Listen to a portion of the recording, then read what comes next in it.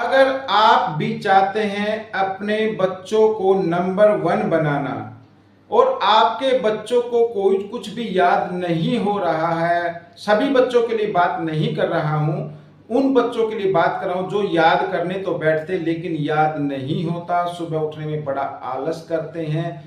और इन सब के जिम्मेदार अगर मैं मानूं तो वो मैं मानता हूं उनके माता पिता को सबसे बड़ा जिम्मेदार मैं मानता हूं, क्योंकि वो अपने बच्चे के प्रति इतना प्यार दिखाते हैं, इतना लाड करते हैं कि वो बड़े बच्चे जब वो बड़े होते जाते हैं और बढ़ जाते हैं तो वो उनके लिए सिर दर्द का कारण बन जाता है। तो ये समस्या ना हो आपके साथ तो आपको करना है एक काम, जब भी आप बच्चे के सुबह उठाएं तो सबसे पहले आपको उठना होगा और बच्चे को बड़े प्यार से उठाना होगा।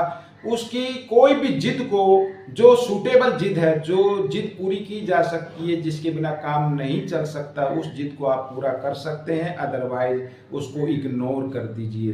दूसरा, बच्चे को कभी भी सुबह सुबह पढ़ने के लिए मत बिठाएं। मैं गारंटी लेता हूं आज का जो टाइम है वो 5G का टाइम है। अगर आप ये चाहते हैं कि मेरा बच्चा भी समय के साथ, टाइम के साथ प्रोग्रेस करे, तो मेरी विनती है कि आप सुबह सुबह बच्चे को बिल्कुल भी पढ़ने के लिए ना कहें, क्योंकि आपका बच्चा भी 5G है, उसके लिए भी एक टेंशन है। ठीक है, अब आप ही सोच लीजिए, बोल कहते हैं कि सुबह सुबह माइंड फ्रेश होता है, अरे सब बकवास है। आप बताओ आपका सुबह सुबह कितना माइंड फ्रेश होता है?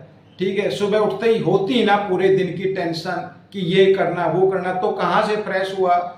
सुबह सुबह किसी का भी माइंड फ्रेश नहीं होता है, बच्चे का भी नहीं होता है, उसको भी स्कूल की चिंता लग जाती है। आपसे ज्यादा चिंता बच्चे को होती है। अगर उसका होमवर्क पूरा ना हो तो वो प्लानिंग करता है कि कैसे छुट्टी का बहाना बनाया जाए।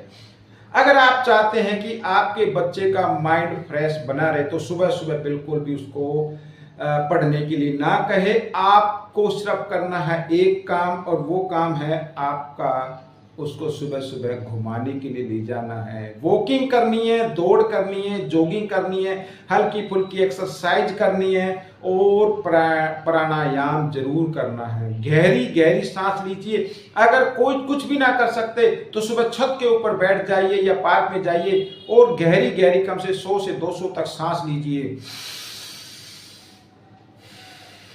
इस तरीके से लीजिए। और जब स्कूल से बच्चा आपका आए, ठीक है, ये दूसरी बात, जब स्कूल से बच्चा आपका आए तो आपको क्या करना है, बच्चे को खाना पीना खिला के उसको बिल्कुल भी टीवी देखने के लिए मत कहें। उसको आप कोशिश करें वो कि वो दिन स्कूल से आते ही सो जाए 1-1.5 घंटा के लिए। उसके बाद आप उसको पढ़ने के लिए कहें, स्कूल का होमवर्क पूरा करने के लिए गए। और जब कभी भी देखो, होमवर्क करना ये अलग बात है। होमवर्क कर लिया, मान लीजिए होमवर्क कर रहे हैं तो ये कोई बड़ी बात नहीं है। ये तो आपकी दादी, बच्चों की दादी, कोई भी कर सकता है देख के लिखने वाला, ये नहीं है। माइंड में कैसे जाएगी कोई भी बात, वो होता है पढ़ना, वो होता है लर्न करना कि इसके माइंड में कितनी देर तक रहता है। अगर ये समस्या आ रही है तो आपको एक काम करना है आज से कि आप अपने बच्चे को पढ़ने से पहले, यानी पढ़ने के लिए आप उसको कहे, याद करने के लिए उसको कहे, समझने के लिए उसको कहे, उससे पहले कम से कम 15 मिनट पहले आप उसको 1 गिलास ठंडा पानी पिला दीजिए। इसके पीछे क्या लॉजिक है वो बच्चों के समझ में नहीं आएगा, लेकिन आप 1 घंटा नहीं, 10 मिनट या 15 मिनट पहले 1 गिलास ठंडा पानी पिला दीजिए और उसके 10-15 मिनट के बाद उसको एक वातावरण जो उसके सूटेबल हो उसमें उसको बिठाकर उसको अच्छे से समझाएं, उसको लर्न करने के लिए कहें। मैं गारंटी देता हूं 50% का फायदा आपका 2-3 दिन के अंदर होने लगेगा। अगर नहीं होता है तो आप मुझे कमेंट्स कीजिए, जो मर्जी आप मुझे गालियां दीजिए, कुछ भी कहिए, मैं आपसे कुछ नहीं कहूंगा। लेकिन अगर किसी बच्चे में 50% की इंप्रूवमेंट होती है तो आप मुझे कमेंट्स में जरूर लिखिएगा। धन्यवाद।